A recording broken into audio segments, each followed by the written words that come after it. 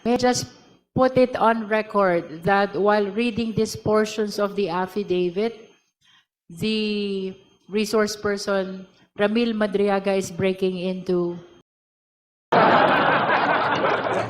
Pwede na ba?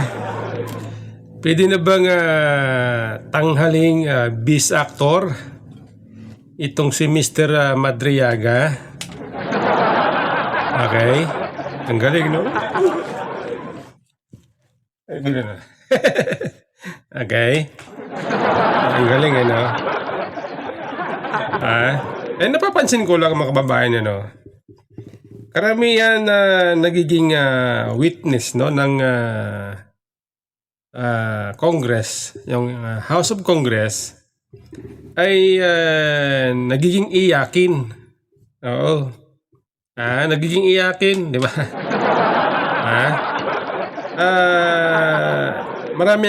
Marami na akong napansin dyan na ginawang witness ng House of Congress ay nagiging iyakin.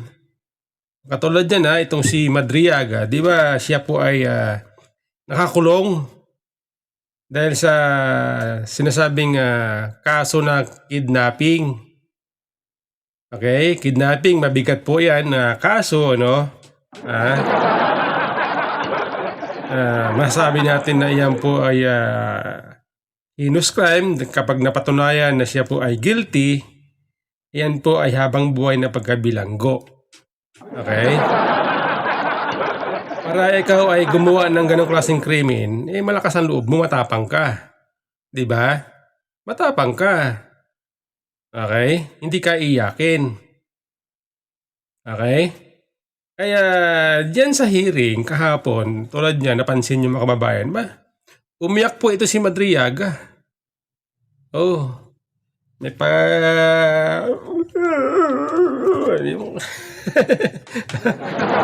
Okay? Yan. Napaisip ako, no? Bakit ang mga ginagawang witness dyan ng House of Congress, okay, karamihan may mga kaso, katulad yan. Yung iba naging iyakin. Oo. Ang tatapang, bakit pagdating niya iyakin pala? O baka naman drama lang. Okay? Magandang araw po muli sa inyo lahat mga kababayan na welcome. Kumusta kayo At ito po pag-usapan po natin itong naging hearing kahapon ng House of Congress. Marami ako napuna okay? Unang napuna ko, no? Doon sa klase ng pagdinig. Okay? Sapagkat diyan sa committee, Justice Committee ng House of Congress, di ba, ilan ba ang member niyan? 54? 54 yata. Okay? Kahapon, di ba, pinatawag nila si Madriaga. Okay? In-invite din nila itong si Attorney Michael Pua. At si BP Sara. Si BP Sara po hindi dumating. Okay? Doon kahapon sa pagdinig, no? Maraming mga members ng committee ang tinatanong. Okay? Na patungkol sa credibility ni Madriaga. Pero ay hinaharang ng chairman ng House Justice Committee dahil daw po yan nata ay rules nila. Okay? Sabi nga doon na yan daw po ay trabaho na ng Senado. Okay? Ngayon, kapansin-pansin ng mga kababayan, no? Doon po sa affidavit ni Madriaga, binabasa niya, nabanggit po doon si dating Pangulong Duterte. Okay? Doon habang binabasa, tuloy-tuloy. Tuloy-tuloy na binabasa ni Madriaga yung kanyang sinumpaan sa laysay, affidavit. Nagtaka lamang ako kasi nga hindi naman kasama sa impeachment si dating Pangulong Duterte. Dahil lang ini-impeach si BP Sara. Pero iyon, bagamat hindi kasama sa impeachment laban kay BP Sara, pero pinayagan ng committee. Okay? Pinayagan ng committee. Hindi nila hinarang si Madriaga.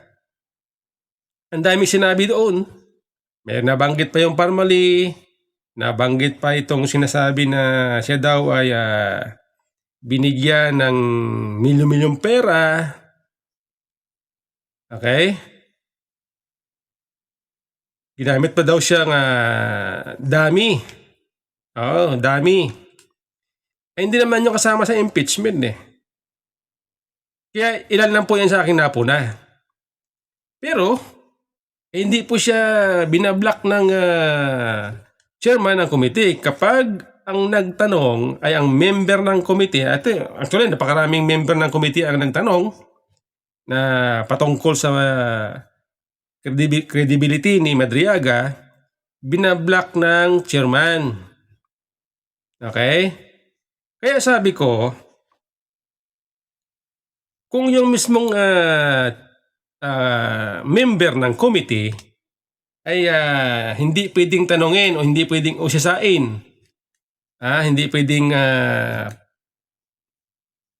pag-usapan ang credibility ni Madriaga, ano ang purpose ng pag-imbita ninyo kay BP Sara? Di ba nga sabi, kaya daw nila in-invite si BP Sara para daw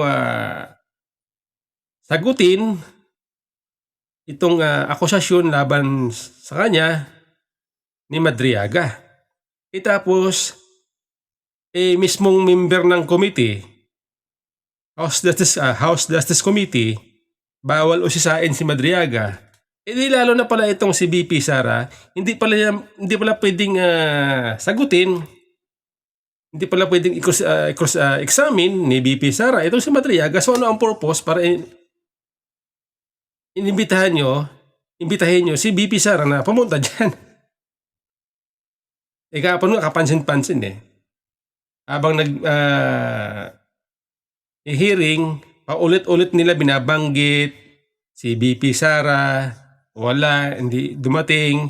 Napakita yung upuan, may pangalan doon na Vice President Sara Duterte. So naisip ko mga kababayan, hindi kaya ito ay pakulo lang. Okay, pakulo lang. Dahil alam ni BP Sara na ang hindi patas ang laban, hindi siya pupunta. Ngayon, palalabasin ngayon ng committee ay si Sara Duterte duwag. Takot. Yan ang narrative nila Takot daw. Takot daw na humarap kay Madriaga si BP Sara. Yan pong narrative diba? Kaya ang tanong ko, ano ang purpose ng pag-imbita ninyo sa Vice President kung hindi naman pala siya pwede magtanong, mag-examine kay Madriaga? Di ba? Kalokohan, di ba? Example nito, panoorin niyo mga kababayan ito po ay isang member ng committee o isang congressman na taga San Pablo. Okay? Dahil po dito sa hearing na ito, binanggit ni Madriaga na siya daw po ay nag-deliver ng pera somewhere in Laguna o San Pablo. Ngayon, itong congressman na ito ay taga doon.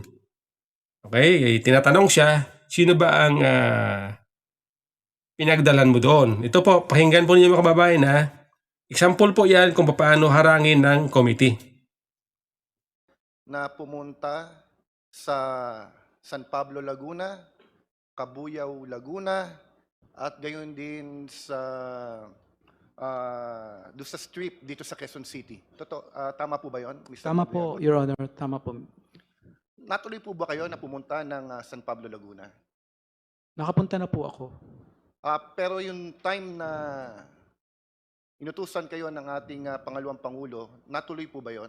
Hindi po kasi along our way po somebody called us up. Then just to meet instead in somewhere in Cabuyao. So yung imi-meet nyo sa San Pablo, imi-meet nyo na rin din sa Cabuyao. Opo, sa loob po ng industrial park. Curious lang ako, Mr. Chair, Mr. Madriaga. Ako taga San Pablo ako eh. Opo. Oho. Sino po ba mini-meet nyo sa San Pablo, supposedly? During our Congressman Amante, let's limit it to what's stated in his affidavit na lang.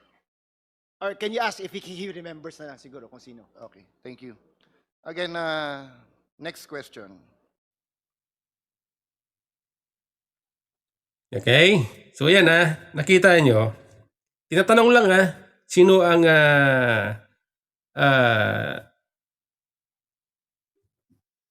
dinilibera mo doon? Sino ba yon? Sabi nung congressman. O hinarang ng committee, chairman. Kita nyo? Kalokohan. Di ba? Si PRRD hindi yan kasama sa impeachment pero pinayagan. So anong purpose? Bakit payagan mo na hindi makasama dun sa impeachment? So anong purpose? Ibig sabihin yan, gusto lang siraan sa publiko ang mga Duterte. Napasama dun Di ba dapat ang topic lang, BP Sara? Evidence versus BP Sara. Bakit napasama doon si Duterte? Si Digong. Diba? Ito pa, mga kababayan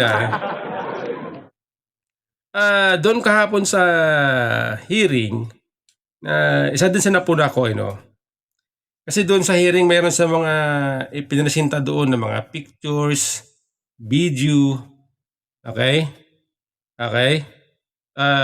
Patunay daw na itong si Madriaga ay malapit kay BP Sara. Yan ang binabanggit ng mga House member dyan House Justice Committee member. Patutunayan daw nila na hindi totoo sinasabi ni BP Sara na wala kinalaman, walang relationship. Hindi kilala. Yung sinasabi ni BP Sara daw na hindi niya kilala si Madriaga ay patutunayan daw ng mga congressman na hindi totoo ang sinasabi ni BP Sara, kaya naglabas po sila ng mga pictures at video patunay daw na sinungaling si BP Sara. Ito po dito po sa video ito ay kapansin-pansin na palpak po itong pagpresenta nila sapagkat sila mismo, si Madriaga mismo nagsasabi, ang kanyang sinasabi ay parang hindi niya alam. Ito po. Pakibaba po ng konti para ma-identify ni Mr. Madriaga yung ibang kasama sa video. Pakibaba po ng konti. Lalong tumataas. Ano ba yan? Okay, paki-identify po yung nasa second row. Si BP Sara po, si Rhea kilala, si Attorney Ryan kilala, si BP Sara po ulit, yung nasa far left. So isang video conference po ba yan? Opo, yung mga chief po, yung mga regional head po ng ISIP, tsaka yung iba-ibang... Bakit po ang dami ng pictures ni VP if that is just one video conference? Isa lang ho ba yan o maraming video conference yan? Hindi ko po alam kung sa Facebook po yan ng ISIP Pilipinas nila nakuha. Pero yung original po yan, nasa main Facebook ng ISIP Pilipinas movement. Hindi ko po alam kung ba't siguro pinag-combine. Hindi po nakakulong po ako, hindi ko po makakolect yung mga evidences. Okay, so yan Diyan sa bidyong yan, tinatanong, nagpipresenta si Madriaga ng mga pictures. Yan daw po ay kuha doon sa Zoom meeting. submitting ng mga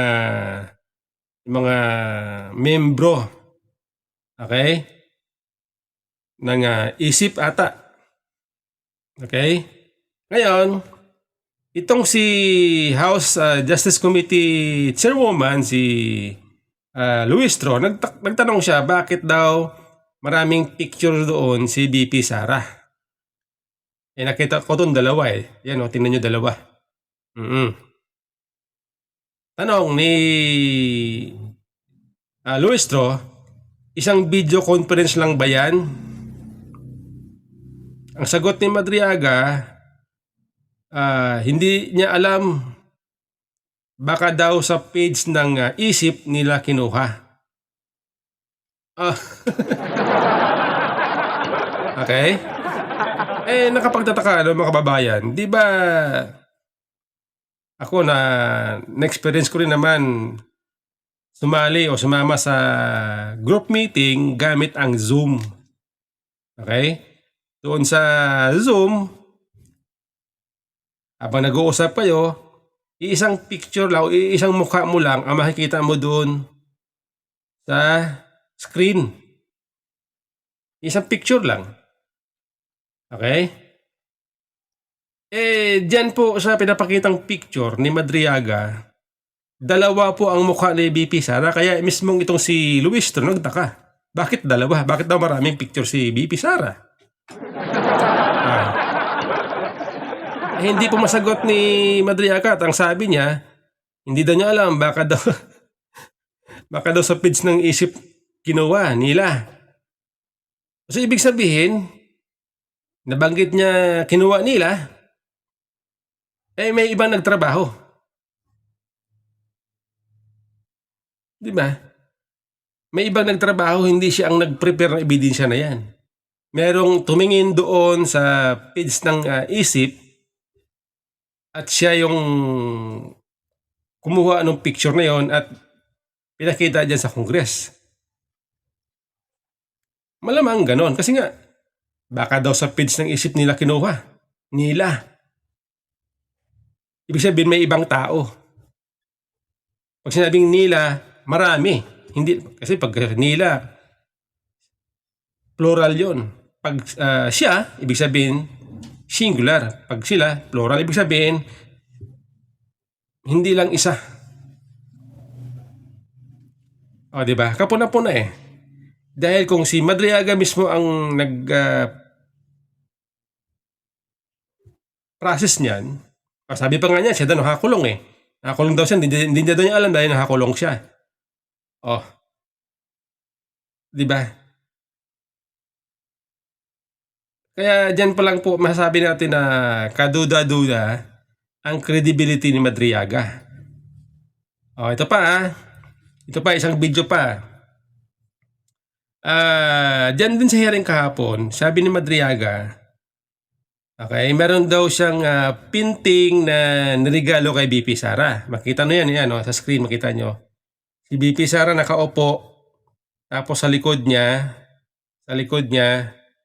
merong painting. Okay? Merong painting. Ito sabi ni Madriaga sa video, pakinggan po ninyo. Madam Chair, The Honorable Sendanya. just a very quick clarification.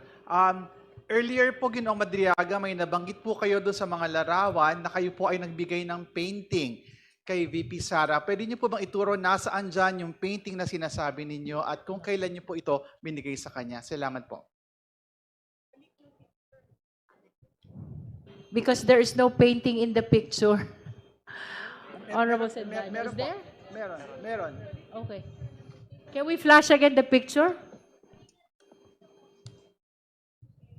Where's the painting? Okay. What is the relation of that painting into your supplemental affidavit, Mr. Madriaga? Nagregalo po ako sa kanya ng isang painting niya na ginawa po ng isang scholar ko sa Laguna. May mga scholars po ako sa Laguna. May isa po talagang talented fine arts. Pinagawa ko po ng painting na yan. Tapos kinuha po ng Presidential Security Group sa bahay sa Laguna. Ito po yun. Dalawa po yan. Yung isa po nasa bahay ko sa Laguna, yung isa po.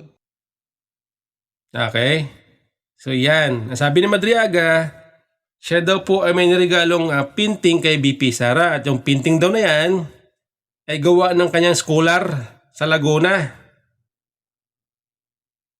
Okay? Gawa ng kanyang scholar sa Laguna. Kaya lang, nung binanggit na yan within 2 hours yata o 3 hours, meron pong isang tao, babae, ang nagsabi, akin yan, sabi niya. Akin yan. Ako ang nagbigay niya kay BP Sara. Oo. Nagangalang Tanya Gaisano Lee na taga Davao. Ayan po ang post ng post na nagsasabi o sabi nitong si Ma'am Tanya Gaisano Lee. Okay? So ngayon mga kababayan, tayo po bilang ayaw natin ng gusto natin yung totoo. Ayaw natin ng fake news. Ang ginawa natin ay tayo po ay tumingin no sa IG account ni Ma'am Tanya Gaisano Lee. Okay? Okay, ito po tingnan nyo ha. Dito po sa IG account ni Ma'am Tanya Gaisano Lee, nakapost yung painting na yan. Patunay na kanya talaga yan. Totoo sinasabi niya na kanya yan. Hindi kay Madriaga yan. Tingnan nyo ha. Okay. IG account ni Ma'am Tanya Gaisano Lee. Makita nyo ang kanyang profile ha. Okay. Okay. Search ko ha. Ito po kasi ang ginawa ko ay screen recording o screenshot. Ginawa ko ito para mapatunayan na ang sinasabi ni Ma'am Tanya Gaisano Lee ay totoo. Kasi baka, okay? Kasi baka sabihin ng iba, nung lumabas sa hearing, kinuha lang, nag-screenshot lang, at sasabihin ni Ma'am Tanya ka na yan. Ngayon, dito mapapatunayan na tama ang sinabi ni Ma'am Tanya na kanayan. Dahil mismo nakapost sa kanyang IG account. Okay? Tingnan nyo ha. Okay? Ulitin ko, ayan po ay IG account ni Ma'am Tanya Gaisano Lee. Okay? Makikita nyo iba't ibang klaseng painting na nakalagay dyan, nakapost dyan. Okay? Okay? Search ha. Okay? Ayan. Pababa yan ha. Mahaba yan.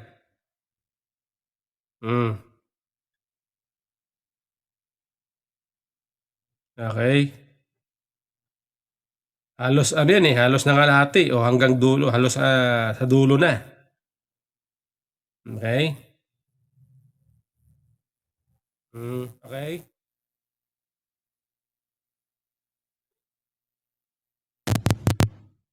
Okay.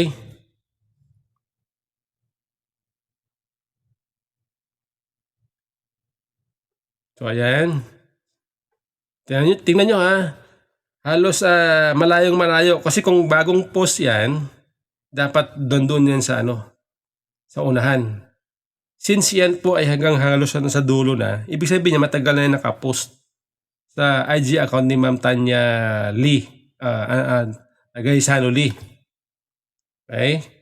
Okay? So ayan nakalagay kita nyo. Yung may bilog na kulay red. Yan yung picture, yan yung painting na sinasabi ni Madriaga na kanya daw. Kita nyo ha, halos dulo na yan. Ibig sabihin niya matagal na yan nakapost sa account ni Ma'am Tanya Gaisano Lee. Tapos inaangkin ni Madriaga. Sabi pa nga niya, dalawa daw yan, yung isa daw sa bahay niya. Okay? Sabi ni Madriaga, dalawa daw yan, yung isa daw sa bahay niya. So diyan, mga kababayan, huli po itong si Madriaga na sinungaling. So diyan, mga kababayan, ano, bistado po itong si Madriaga na nagsisinungaling. Okay? Dahil sa picture na yan, na sinasabi niya regalo niya, diyan po bistado ang credibility ni Madriaga. Nagsisinungaling siya. Di ba?